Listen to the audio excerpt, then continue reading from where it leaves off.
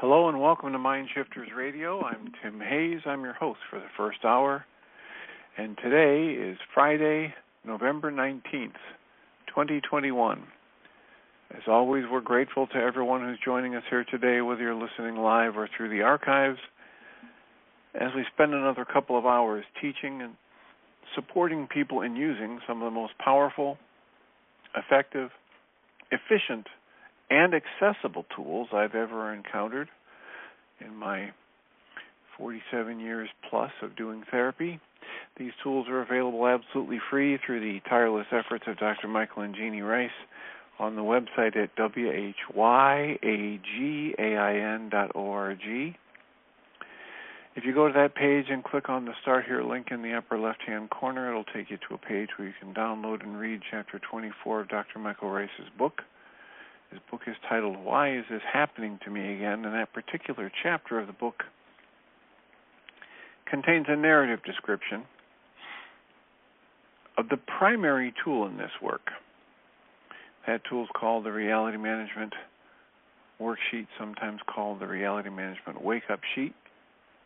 And it's a tool I've been using to great effect for over 17 years to improve the quality of my life and most of my relationships, and to effectively turn any negative emotional experience I have into part of the infallible guidance system that each one of us has been given.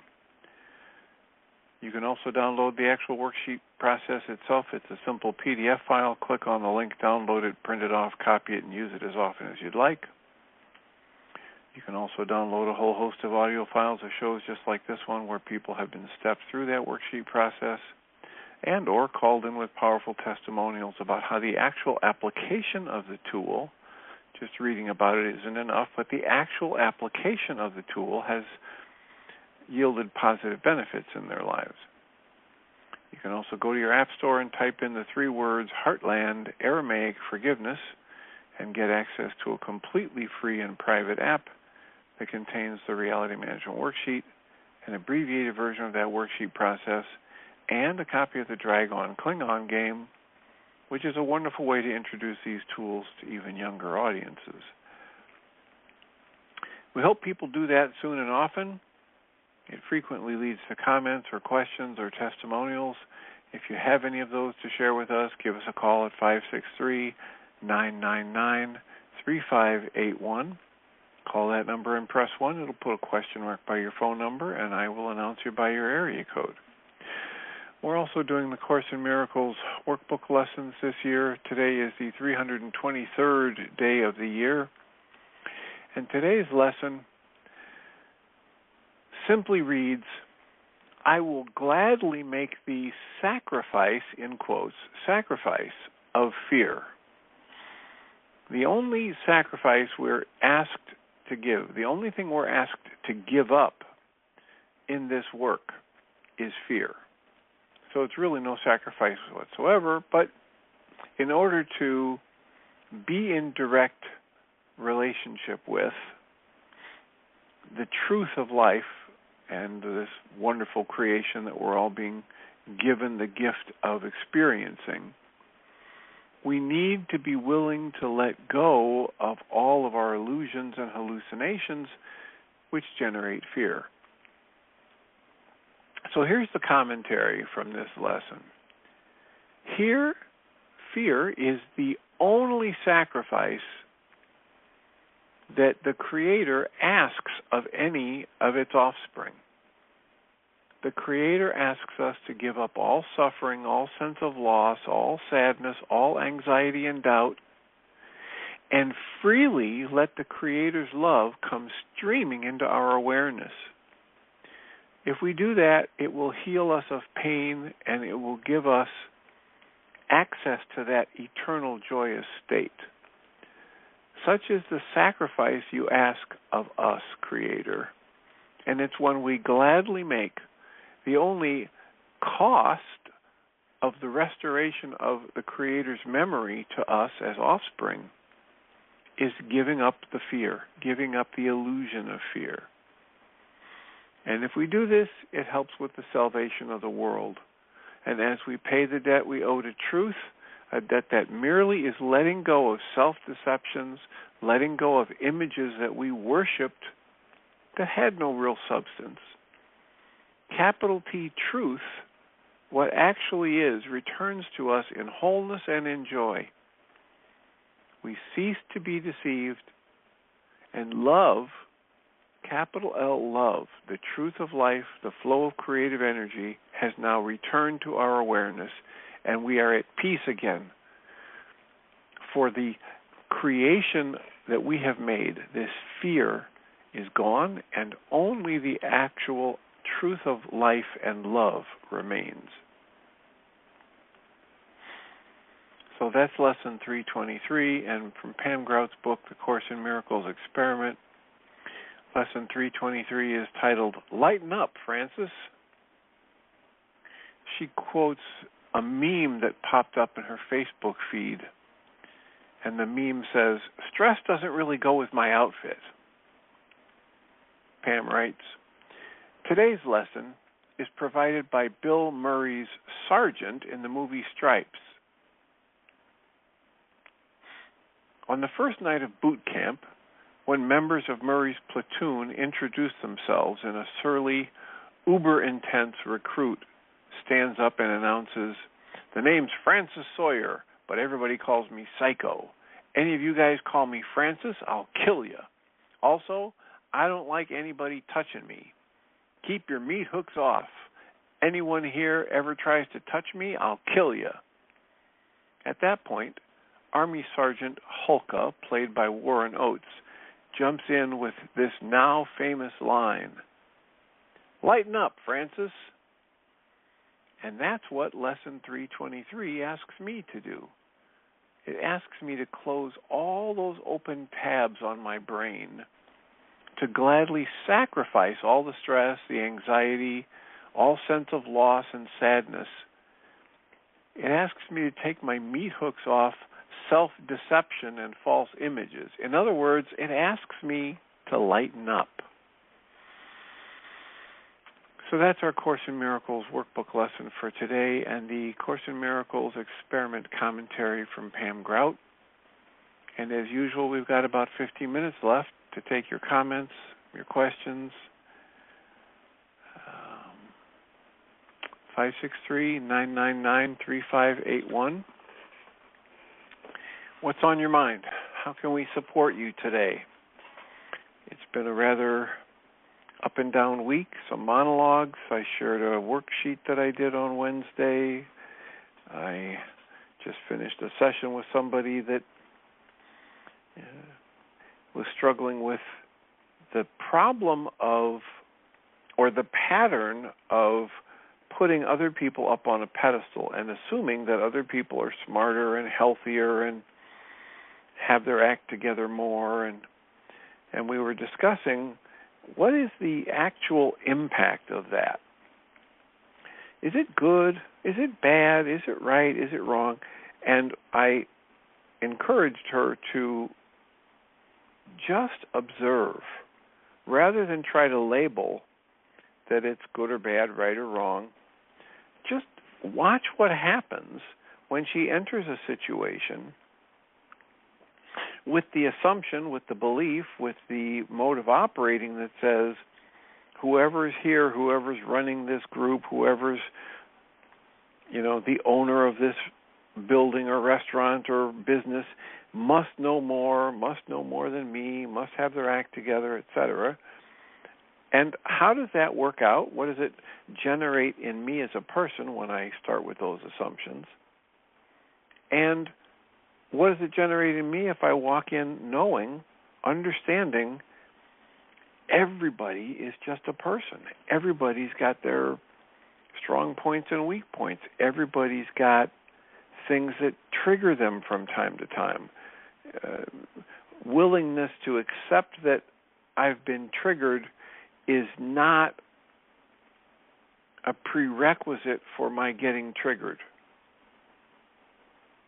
I used to say about excuses, an excuse doesn't have to be valid for me to use it. So this is in line with the Course in Miracles lesson, and so many of them that we've had, but including the lesson for today. We create these hallucinations, these fantasies of right, wrong, good, bad, we screwed up, we're terrible, everybody else is better than us, I'm not good enough, I'm failing at this, I need to work harder at that, it's too late for me to succeed in life, etc., etc., I've wasted my life. We create all of those thoughts and all of the energies of negativity and sadness and fear and negative self-judgment that we generate when we grab those thoughts, when we hallucinate those things. They are not true. Yeah, in certain areas, certain people have a level of expertise about certain things that I don't. I wouldn't walk into a mechanic's shop and start telling them, how to work on my car. At the same time, if I walk into the mechanic's shop and I had an appointment to be there at 8 in the morning and nobody's there to greet me and they don't come for a half an hour or they're there and the shop's open but they're saying I didn't have an appointment when I've, got the appointment in my hand, etc., I don't need to rage at them. I don't need to use the unproductive interaction patterns that I've learned from the not-so-healthy people in my life, in my family, or that I've downloaded from years of hanging around with people who were impatient. I don't need to jump into that based on the assumption that this is wrong and they should know better, etc. I can stay calm. I can actually operate after a nice deep breath, hold it at the top and slowly exhale. I can operate from the observation that, wow, the interpretation I'm placing on this interaction is triggering upset in me. And if this person seems to be upset because he or she says, I don't have an appointment and I have no right to be there, from the bird's eye view, from that 30,000-foot perspective, I can look down and see, right here in this room, here are two human beings, each of them generating a negative emotional state and trying to blame the situation or the other person. So these two people are exactly the same.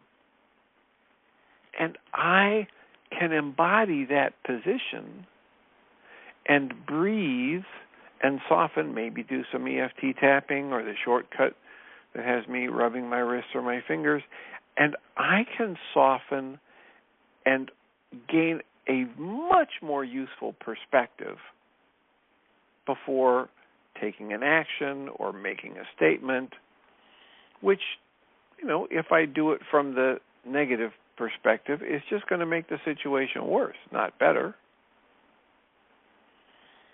There is nobody in that situation that is better than me, worth more than me, knows more than me. There is not. There's just somebody else who's triggered to upset from what's going on in their mind, how they've chosen to interpret and respond to the world in that moment. And there's me, who's been triggered to upset because of how I've chosen to interpret and respond to the world in that moment. And that's the core of our work, helping people understand that we, each one of us, is the author of our own emotional state and experience in any given moment. And I have the option to turn that emotional state into guidance and use it for my benefit, or I could use it as an excuse to engage in some destructive and unproductive behavior and blame it on somebody else.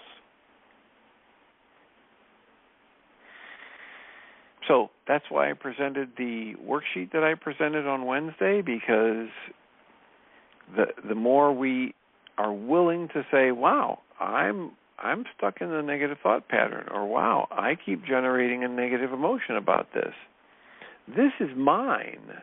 This is my creation. What would I like to do with this creation? The more we do that, the more we step into the use of the tools, the less time we spend in the negative emotions, and the more productive and connected and respectful and harmonious are the interactions we have with our fellow travelers, our fellow human beings, our fellow beings of brilliance and light, who are either acting from the knowledge of their brilliance and their light, or they've either temporarily forgotten or they've yet to discover their brilliance. And yet, we're all the same.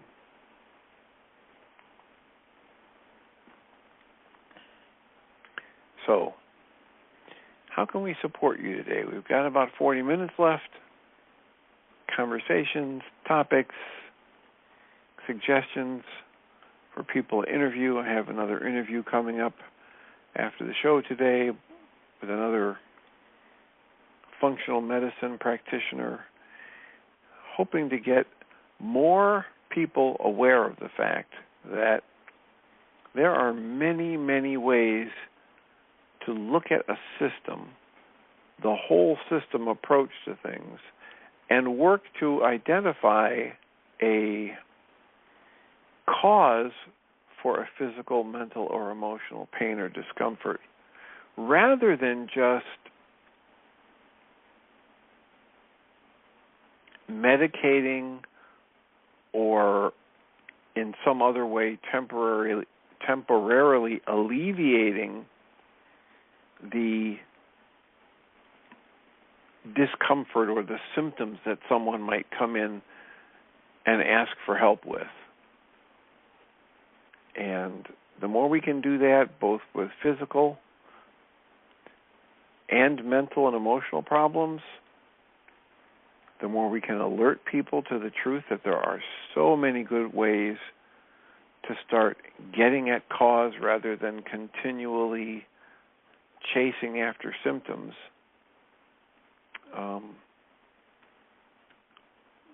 The more it benefits everybody. And if that sounds interesting to you, there's a whole series of interviews with people, like-minded people, that are available on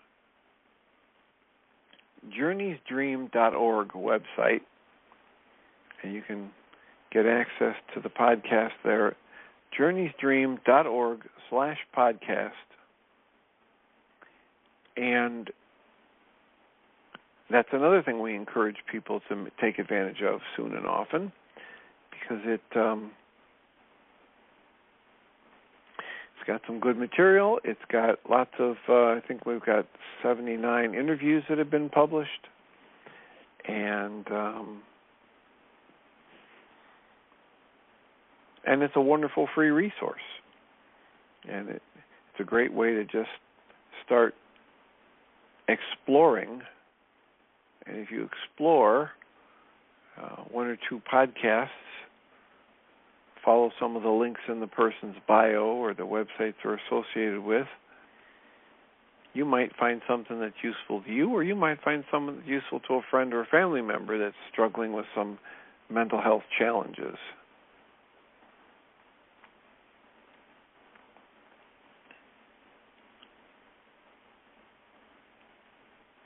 So, let us know how we can be of support to you today. What would you like to talk about? We've had a number of people recently talking about the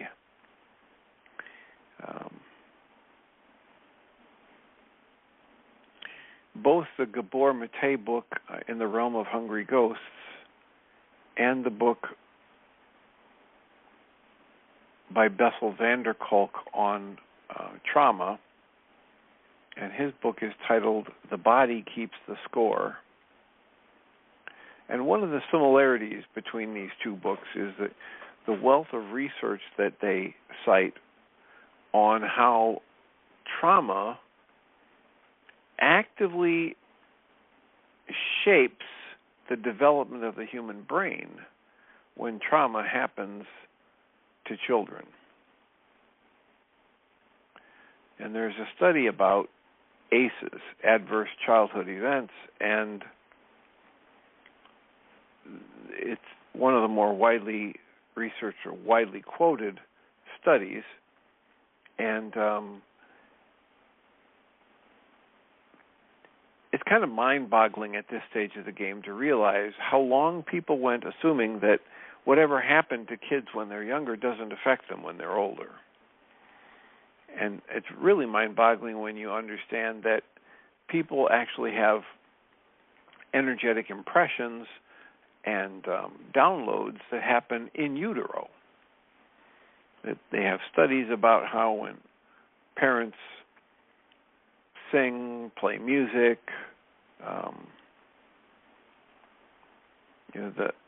the father talks through the stomach wall, through the abdomen of the mother, talks to the child on and on, that the rate at which that child recognizes the father's voice immediately after birth is amazing. Clearly, the research they've done on the impact of playing certain types of music to children, reading to children when they're in utero, and the dramatic impact that has on their development. I mean, the evidence is overwhelming. It's everywhere to be seen, and it's just incomprehensible to me, for one, that we ever could have thought that this was a time in the development of the person where nothing gets in and nothing affects them, and you don't have to worry about if you have a child who has to go through a surgery. Well, they won't remember it when they're older. That's just absolute baloney. You know, I, as a therapist for 47 years, I can tell you all kinds of people I've dealt with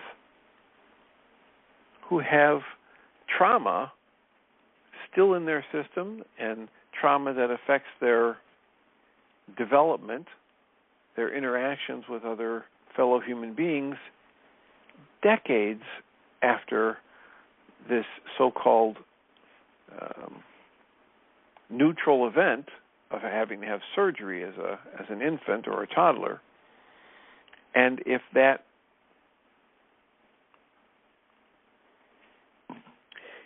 energy system, if the trauma effects aren't addressed, then they continue to impact the person. They continue to be part of a struggle for proficiency. It continues to be the kind of thing that holds people back from achieving in accordance with their skill set, their intellectual capacities, etc.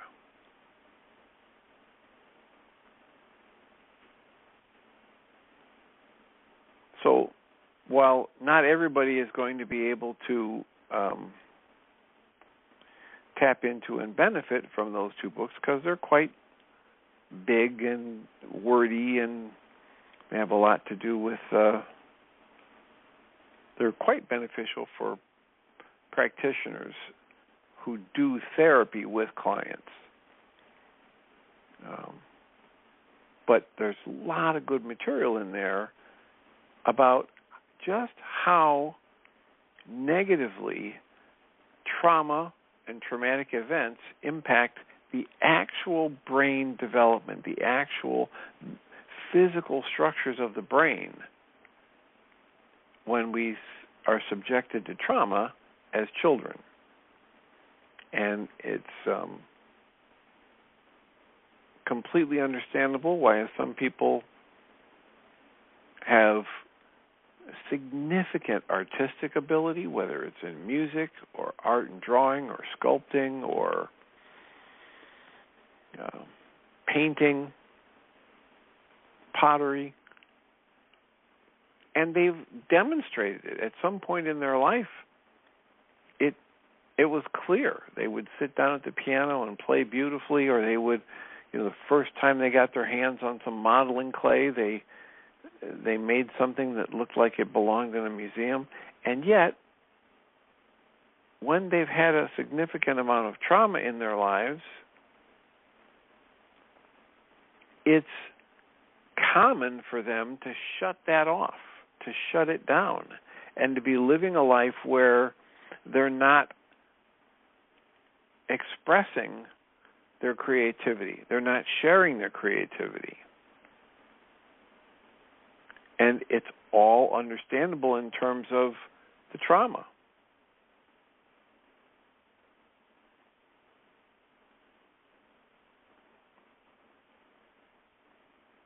The good news is the more they understand about exactly which brain structures are involved and which mechanisms have been chosen by the person, and chosen is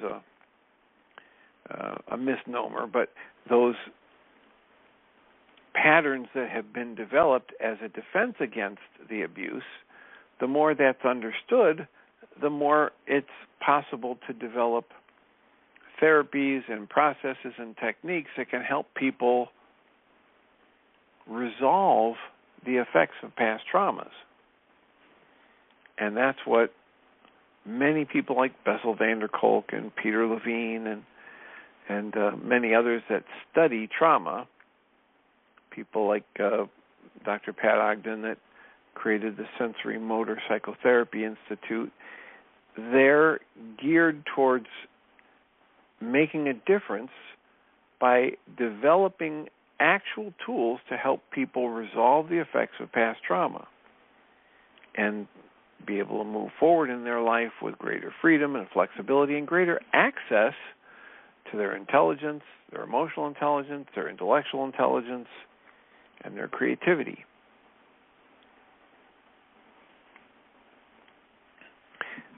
Peter Levine has a number of books. One of them is Waking the Tiger. It contains actual exercises for helping people reconnect to the physical, sensual, emotional centers in their energy system. He also has a more recent book titled In an Unspoken Voice, How the Body Heals and Returns to Goodness.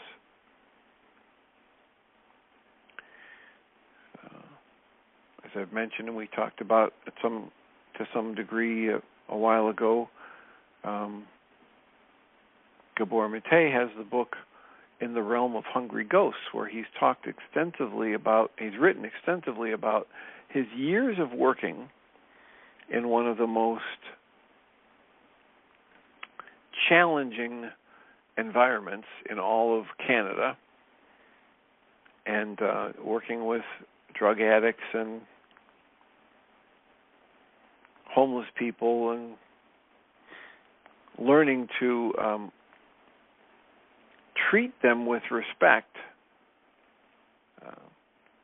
independent of the actuality that they're caught in an abusive pattern. They're caught in physical abuse, sexual abuse, drug and alcohol abuse, verbal and emotional abuse. And, he's developed a system that minimizes the harm. And some people don't like that. Some people say, how can you work with these people when they're still abusing the drugs or themselves or other people? And what they found was that, it doesn't really do the majority of people any good to say, in order for you to get help for your abuse problems, your traumas, your mental and emotional, your physical, sexual abuse, in order for you to get help with that, first you got to quit abusing the drugs or the substance. And because when you do that, you end up just pushing people away from the sense of community, the skilled help, the tools that might eventually help them someday if they reach the point where they're actually willing to pick them up and apply them in their lives. But that possibility gets taken off the table if you begin with, okay, in order for you to get access to us, you have to quit doing everything that's creating your upset. Because quite literally, they're not able to do that. And quite literally, as the book points out in the research that Gabor Mate cites in that book, their brains simply aren't capable of functioning at the level that some people want to hold them accountable for functioning at. And it's understandable in terms of the level of abuse they had in childhood and the way it's impacted their brain development.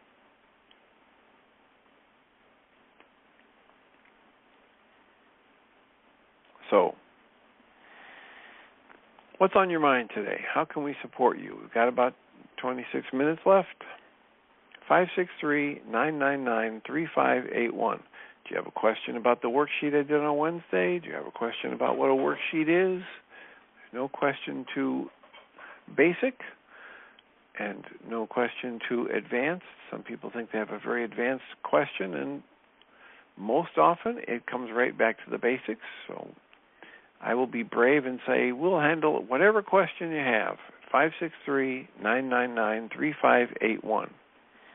We are in the 11th month of our 11th year of doing this internet show.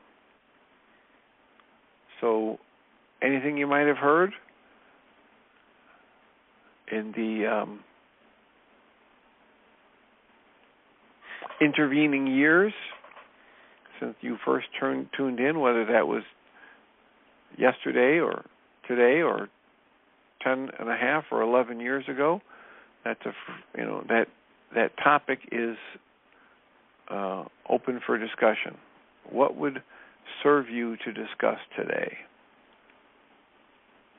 563-999-3581. Call that number and press 1 and let me know what's on your mind. How can we support you? Quite a few callers on the line. Plenty of time for a conversation. Nobody in the chat room except me. And help us find a direction.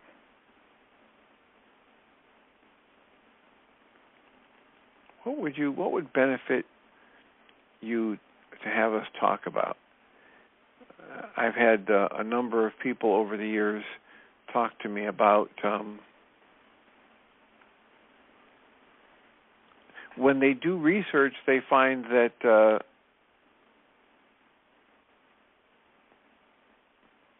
the success rate for different treatments for alcoholism, say AA, and different 28-day rehab programs, etc., that the actual success rate is quite low. And so then they recommend that you do something else. And there are all kinds of people who have a something else kind of thing going on. There's smart recovery.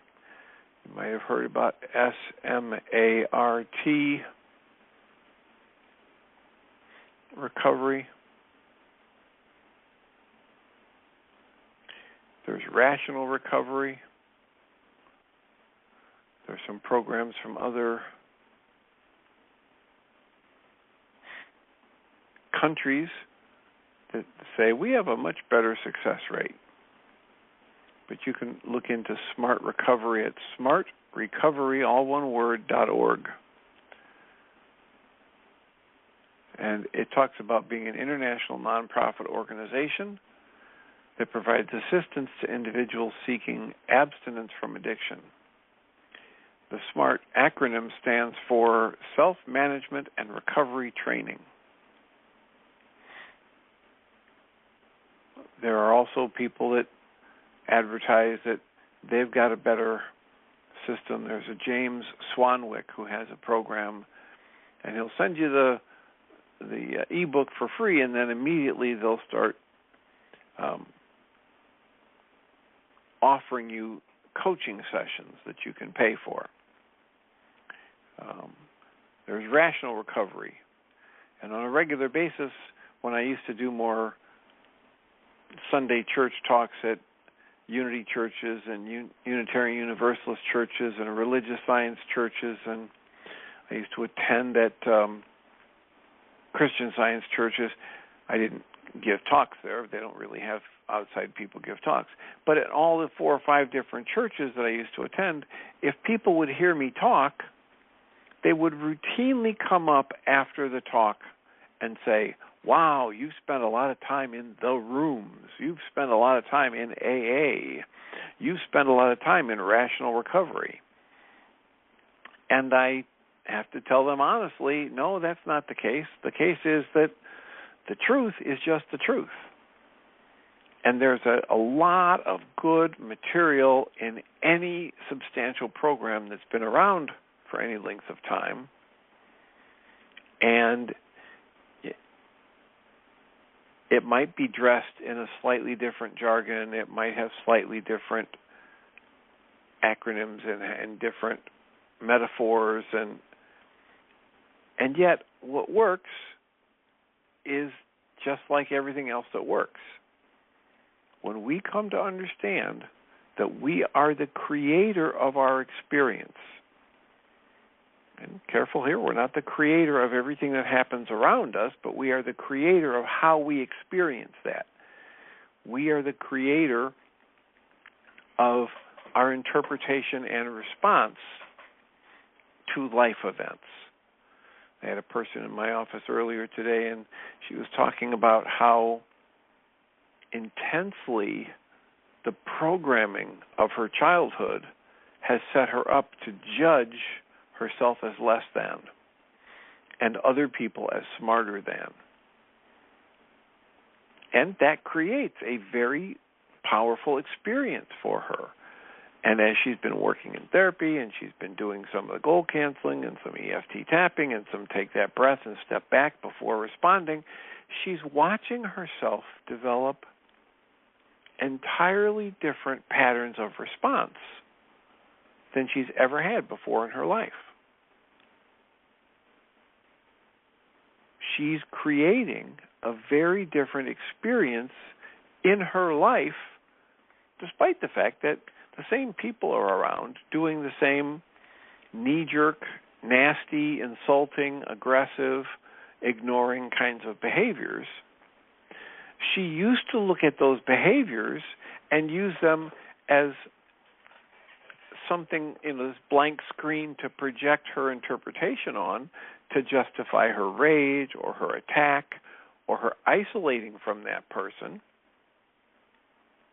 And she's recognizing more and more as she does this kind of work that she's stepping back from that pattern, catching the earlier warning sign that she's triggered to some kind of an upset, taking that breath that holds at the top and slows the exhale so that it gives her that moment to recognize, oh my gosh, I'm about to rage at this person. Oh my gosh, I'm about to lock horns with another bull moose, and if our horns get locked, we're going to get trapped here in this death lock, and both of us could die. Both of us are going to get wounded if I blast them with anger in response to their blasting me with anger, and I don't want to do that anymore.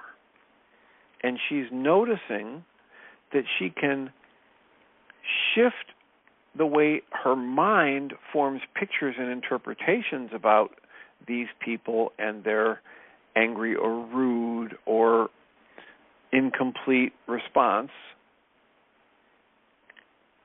And in that moment, sometimes it's little more than a breath, I meant to say the beat of a heart. In that moment, with that strong beat and a pause, she starts to see entirely different ways to interpret the life events that she used to use as an excuse for raging. And you can too. That's the point of this work. more I can live my life from observation, the more I can slow down and observe before acting, the better my life can get, the better choices I can make about how to interpret and respond to the life events that unfold around me. Again, I don't get a chance to create everything that happens in the world around me. And at the same time that's true, I do have the opportunity to create, I do actually play a role in creating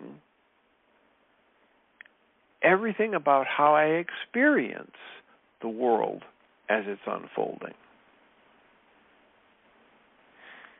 The interpretation that I choose and place on an event is that thing that it either contains a thought pattern that I pour my mind energy into that generates the negative emotion I experience, or it is the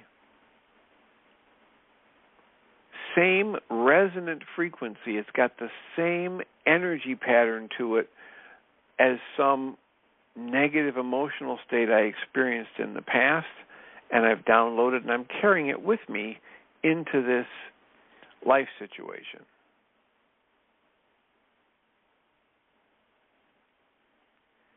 That's how I end up creating the emotions I experience. I either pour my mind energy into a thought pattern right now, today, that I have chosen as a way to explain what's just unfolded in front of me, as a way to interpret what's unfolding in front of me. And I pour my mind energy into that thought pattern, and that generates the emotion I experience. Or I choose an interpretation for a neutral life event as it unfolds in front of me that has the same vibrational frequency as trauma energy that I have stored in me. And as I choose that energy, I resonate the trauma energy and I re-experience life the way I have many, many, many times in the past.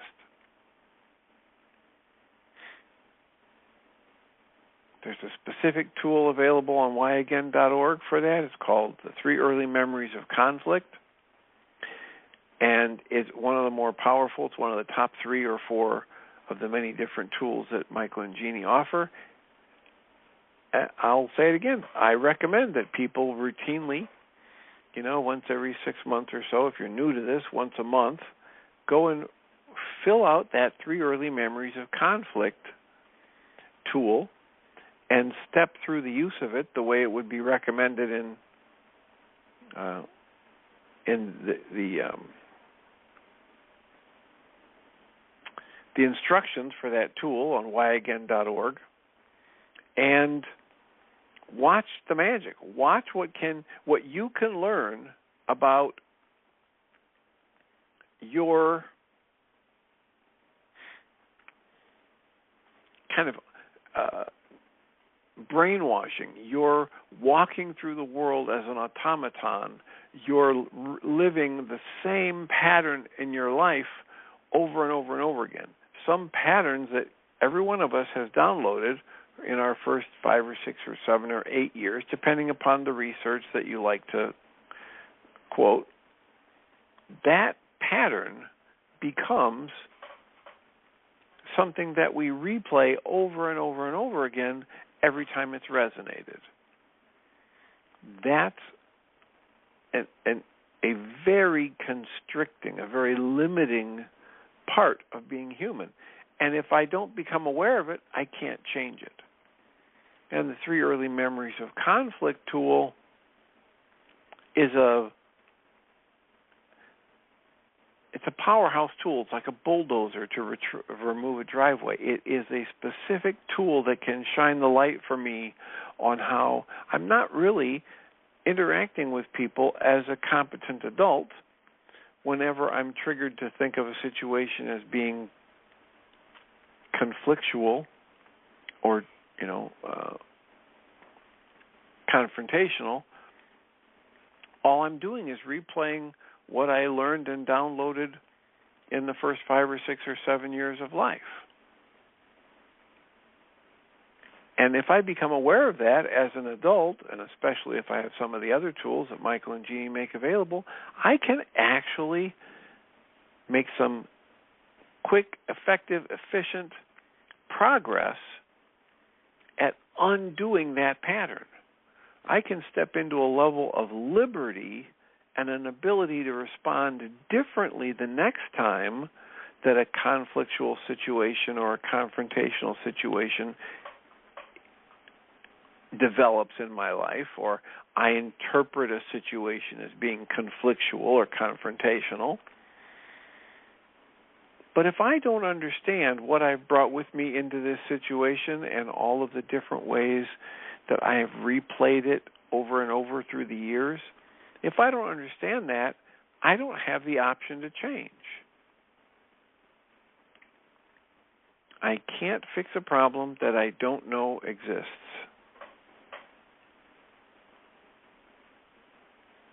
So, what's a problem you've got? What's one of the struggles you're having in life? Let us help you out by recommending a specific tool and how to apply it. 563-999-3581. If you call that number and press 1, we can get a conversation started. We've got about 10 minutes left, easily.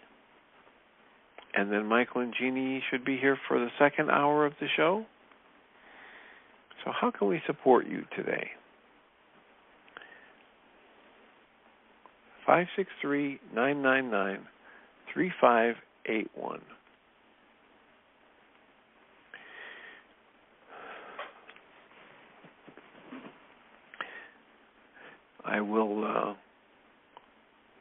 I'll be running a show on Tuesday because I'll be doing another interview.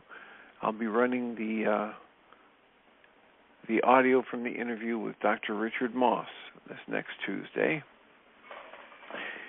And I'll be leaving the show today on time or a little early and going and doing another interview with another holistic practitioner. So area code 808, you're in the air. Is this Roma? Yeah, it is. And, I have a pattern which I was the youngest of 3 children, so that meant that everybody in my household had more power than me. And so I definitely learned how to support everybody. And in that process, very often what was left out was my own autonomy, my own opinion, my own reality. It was like a pattern of abdicating my reality for that of others.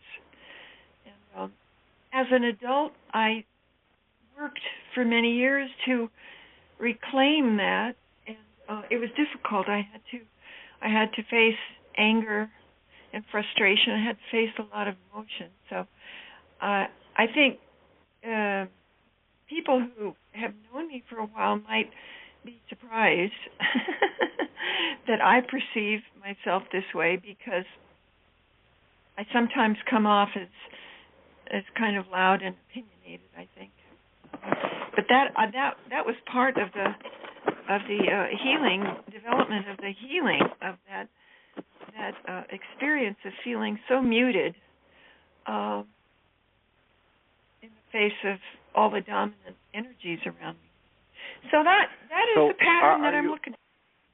Are you saying that you discovered this pattern by using the 3 early memories of conflict tool? No. I agree. That's one of the very best tools that Michael. No, I'm very aware of it now, because my older sister, who hated my guts for like 40 or 50 years. She's gotten so old now. She's 84 years old, and she's forgotten that she hated me. she's literally forgotten that she hated me, and she's reverted to a kind of fundamental love that she and I had as sisters. And we've had phone calls, and every now and then she gets enraged. She'll get triggered. And the last one was she got me confused with a caregiver for her baby child. She had a memory of coming home to her caregiver and her baby, and she came home one day and heard the caregiver say, "Blah blah blah blah, stupid," calling her child stupid. And somehow, because I was always the villain in her life, she sort of framed me as the person who's the villain. She remembers the situation wrong. I never even babysat for her child. I was in Indonesia on cruise ships when her child was at that stage. So, yeah, that just recently came up in our interaction. So that's what triggered it, not the 5 early conflicts, or not the 3 early conflicts. But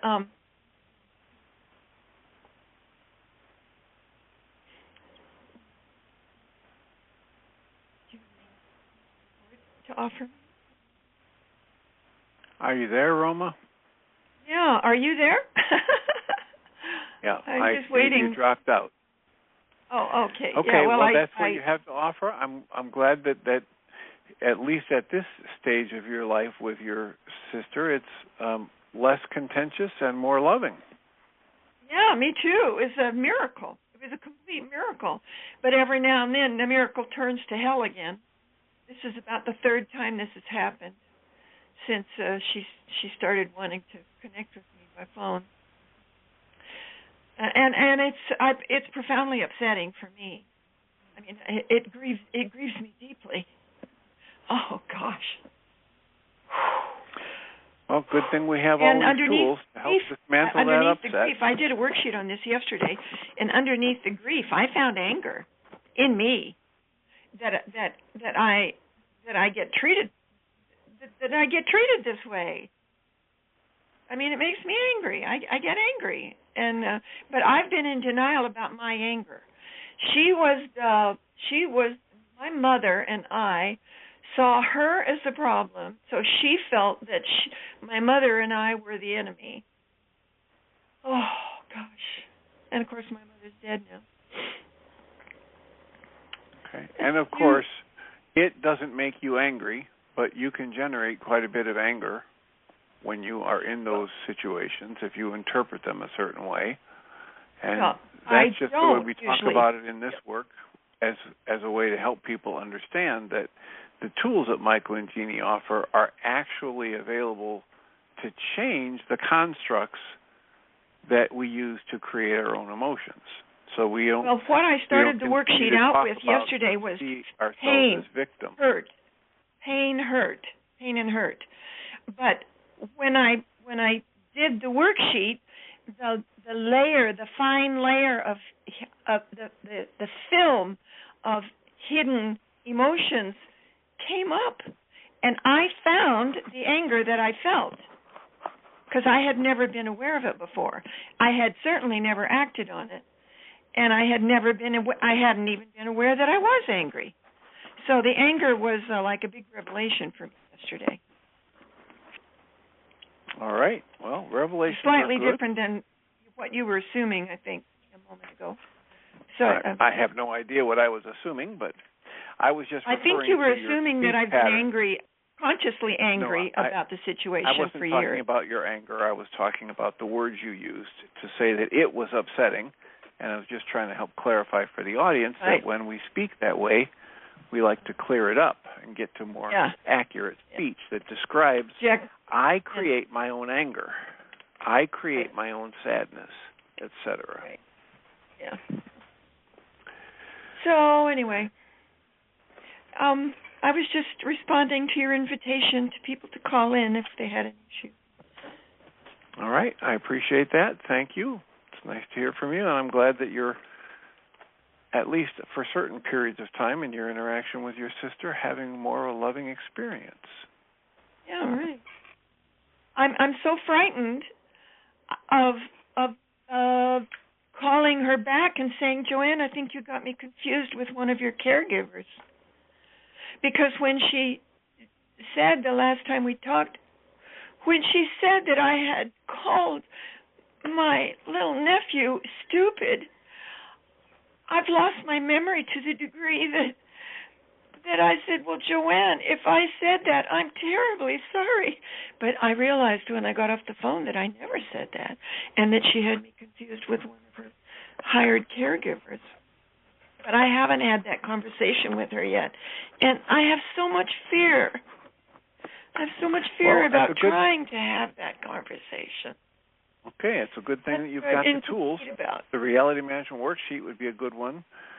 Put that word fear on there and step through the worksheet a few times. That's exactly what I did yesterday, and that's when I saw the veil come off the anger. But I guess I just keep doing it on fear.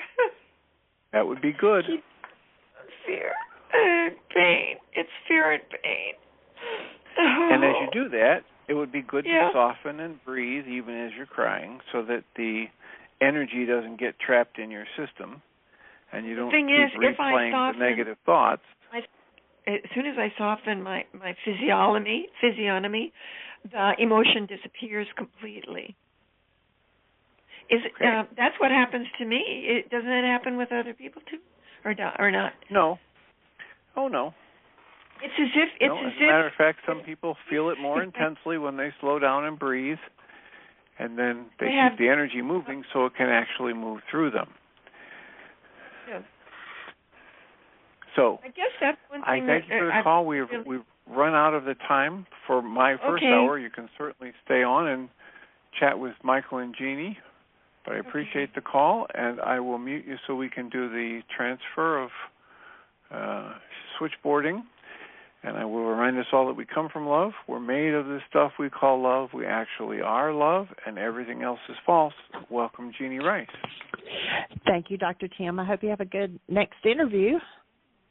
Thank you. It's coming up here in about a minute and a half, so I will wish you have a great show, and I'll talk to you later. Okay, have a good weekend.